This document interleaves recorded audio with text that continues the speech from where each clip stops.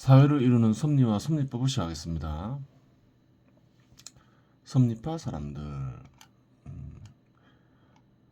이 섭리법이 널리 전파되고 사람들이 실천하려고 해야지 그래요. 사회는 멸망하지 않고 번영하고 사회구성원들은 풍요를 누릴 수 있게 되겠죠. 또한 만족한 삶을 살 수 있게 되는 거예요. 근데 그러한 일은 결국은 누가 하는 건가요? 절로 되지 않잖아요. 그 사람들이 해야 되겠죠. 섭리를 중시하고 섭리에 따른 섭리에 입각하여 법을 제정할 수 있다 했죠. 그래요.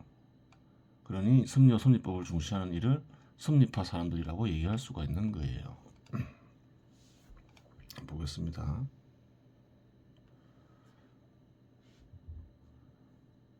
사회를 이루는 섭리와 섭리법을 찾고 전파하며 섭리법을 지키려는 이들이 존재하지 않으면 사회는 유지되기 어려우며 결국 어느 시점에 이르면 사회는 쇠퇴하거나 멸망하여 사회 구성원은 가난과 절망성에 빠질 수밖에 없다. 그렇죠.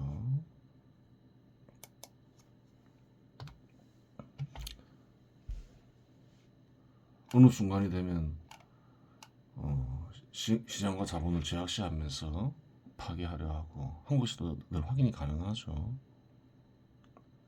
시장과 자본을 발전시키려 하지 않죠. 삶이 터전이라 생각하고. 그리고 포퓰리즘이 난무하고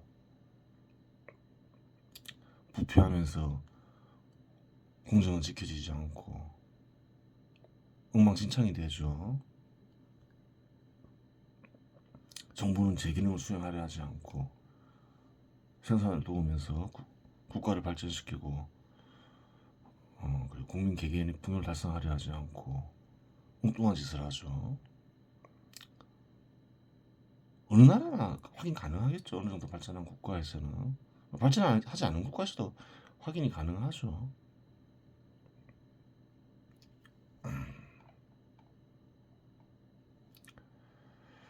하지만 이러한 일을 개인에게 맡길 수는 없다. 효과가 떨어질 뿐만 아니라 아무리 한 개인이 뛰어난 능력을 지녔다고 하더라도 홀로 이와 같은 일을 성사시킬 수는 없기 때문이다. 그렇죠. 어떤 한 개인에게 섭리와 섭리법을 연구하게 하고 지키게 하고 널리 전파하게 하라면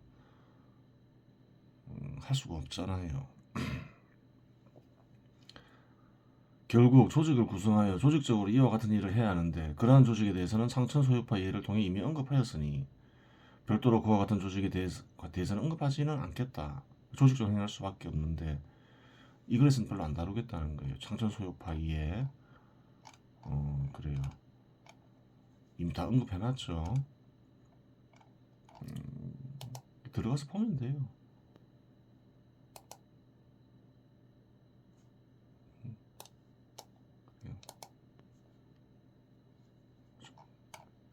쭉 써놨죠. 클릭하면 나오죠. 물론 창천소유파를 통해서만 섭리법을 전파하고 섭리법을 지켜야 한다는 법 같은 것은 없다. 꼭 반드시 창천소유파를 통해서만 해야 되느냐? 그렇진 않겠죠. 섭리와 섭리법을 독점하고 있는 것도 아니고 누군가에게 독점권을 받은 것도 아니죠. 누구나 할 수는 있는 거예요. 창천 소유파의 일 중 하나는 섭리에 입각하여 섭리법을 찾고 섭리법을 수호하는 것이다. 그와 같은 일은 다른 조직도 능히 할 수 있다. 하고자 하는 이들이 있으면 또 뭐 별도의 조직을 만들어서 할 수도 있겠죠. 섭리에 입각하여 섭리법을 찾고 수호하는 집단을 섭리파라고 규정하면 창천 소유파는 그러한 일을 수행하는 섭리파의 하나일 따릅니다. 그렇죠.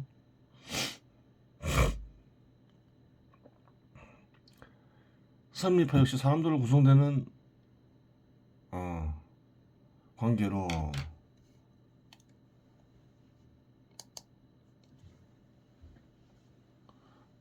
사람들로 구성되죠. 사람들의 관계는 중요한 문제로 돼도 된다. 그렇죠. 여기서는 섭리파를 구성하는 사람들의 관계를 살펴보도록 하자. 그래요.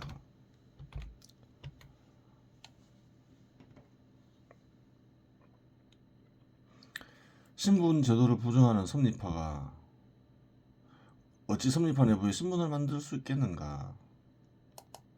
그래요.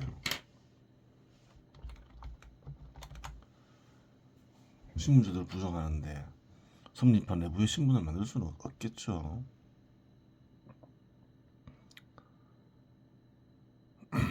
특별히 어떤 한번 보겠습니다. 따라서 섭리파에는 우월한 위치나 열등한 위치를 별도로 정하지 않는다. 우월한 위치를 금지하는 이유는 무엇인가? 우월한 위치에 있는 이가 위치를 내세워 타인을 구속하는 일을 금지하기 위함이다.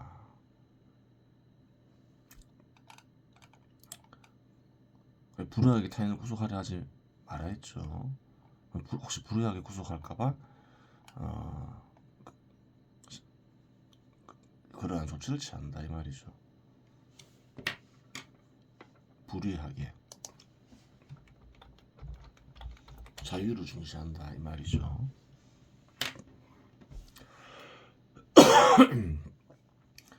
타인을 불의하게 구속하는 일을 금지하니 조직적으로 일을 추진하더라도 자발적 참여를 권장할 따름이고 강요는 있을 수 없다. 불의하게 구속하는 일을 금지하고 불의하지 않더라도 어지간해서는 자발적으로 맡긴다 이 말이죠. 구속하지 않는다 이 말이죠.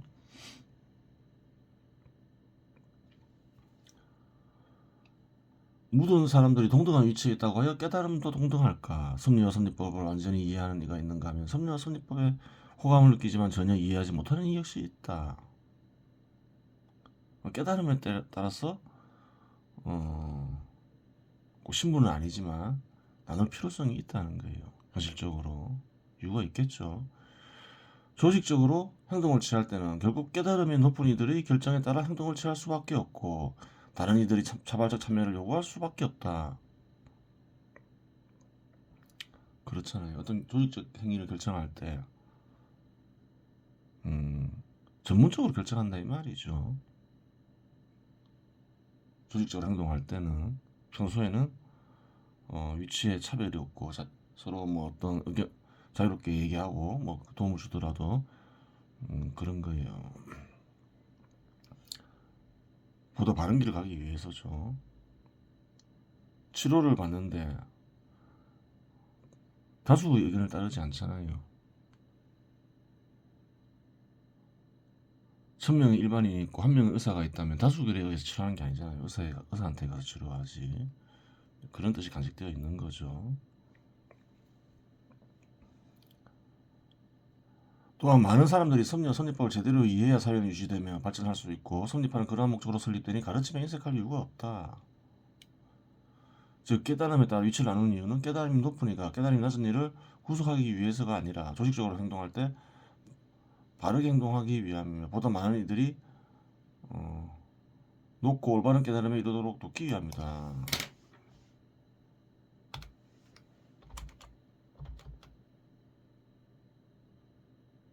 올바른 그렇죠. 깨달음에 따른 나눔을 표로 만들면 다음과 같다. 수준, 경지에 따라서 나눌 수 있겠죠. 마스터, 준마스터, 베테랑, 비기너. 다 수준이 다르겠죠. 이러한 나눔은 예전에 만든 동영상이 기인하죠. 옛날에는 섭리파를 하늘나라 가족이라 했죠. 그래서 성인, 청소년, 어린이, 아이기 이렇게 나누었는데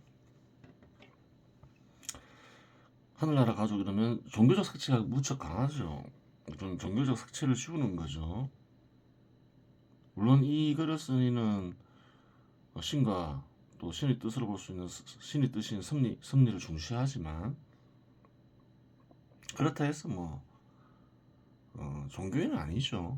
종교인 아니니까 굳이 뭐 종교적 색채를 띌 이유는 없는 거죠. 또 종교에 물론 이 글을 쓴 이는 종교인이 아니지만 뭐 특별히 그렇다 해서 종교에 거부감을 가진 건 아니죠. 또 종교에 거부감을 가진 이들도 많은데 굳이 뭐 종교적 색채를 띄게 할 이유는 없다는 거예요. 그래서 좀 말을 바꾼 거죠. 마스터, 준마스터, 베테랑, 비기너. 비기너는 뭔가요? 사회를 이루는 섭리와 섭리법을 익히고자 하느니. 베테랑, 사회를 이루는 섭리와 섭리법을 모두 이해하니. 그래요. 처음에 배울 때는 잘 모르잖아요. 근데 이제 계속 배우다 보면 이제 이해하게 되는 거죠. 준마스터, 섭리와 섭리법으로 현실을 이해하고 바른 길 찾을 수 있느니. 어떤 견해를 잘 이해했다 해서 그 견해에 입각해서 현실을 이해하는 것은 또 다른 문제인 거죠. 더 높은 경지죠. 모두 이해하고 그 이해에 입각해서 현실을 이제 설명할 수 있게 되는 거죠. 현실을 설명할 수 있게 되면 또 바른 길 역시 찾을 수 있게 되는 거죠. 그 다음 마스터. 새로운 섭리를 찾을 수 있고 이제 섭리에 대한 이해가 아주 깊어지는 거죠. 새로운 섭리법을 제정할 수 있느니 이게 마스터다 이렇게 되는 거죠. 섭리파의 조직적 행동은 마스터와 준마스터의 회의에서 결정할 수밖에 없다. 전문적인 결정을 하기 위함이죠. 기본적으로 섭리와 섭리법을 통해서 현실을 이해하고 설명할 수 있어야 될 거 아니에요. 현실을 이해하고 설명할 수도 없는데 회의에 참여시킬 수는 없잖아요. 최소 준마스터 경지에는 이르러야 된다는 거예요. 어떤 결정을 할 때는 조직적 행동 결정할 때는 안 그러면 섭리와 섭리법에 어긋난 행동을 결정할 수 있잖아요. 그런 일을 방지하기 위함이죠. 사회를 이루는 섭리와 섭리법을 모두 이해하더라도 섭리와 섭리법에 입각하여 현실을 설명할 수 없는 이에게 섭리파가 현실에서 취해야 할 조직적 행동을 결정하게 할 수는 없기 때문이다. 그래요. 이러한 이유가 있다. 특별히 우월한 위치를 정해서 어떤 이익을 주기 위함이 아니다. 신분을 정하는 행위가 아니다. 그 말이죠. 바른 길을 가기 위함이다. 조직적으로. 또한 깨달음이 높은 이는 깨달음이 낮은 이를 가르칠 수 있다. 바르게 이해하기 위해서는 보다 높은 경제인에게 배워야 될 거 아니에요. 비기너 둘이 있는데 다퉈봤자 별 의미가 없잖아요. 서로 가르침 준다면서 나눠봤자 한계가 있다는 거예요. 제대로 배우려면 보다 높은 경제인에게 배워야 되겠죠. 근데 이거는 정해진 게 아니죠. 비기너가 베테랑이 될 수도 있고 준마스터가 될 수도 있는 거예요. 베테랑은 베테랑이겠죠. 한번 베테랑이 되면. 하지만 준마스터가 못 될 수도 있잖아요. 비기너가 마스터가 되는 동안 그냥 베테랑은 베테랑이 머물 수도 있는 거예요. 그렇죠. 그래요. 이번 시간에서 마치겠습니다.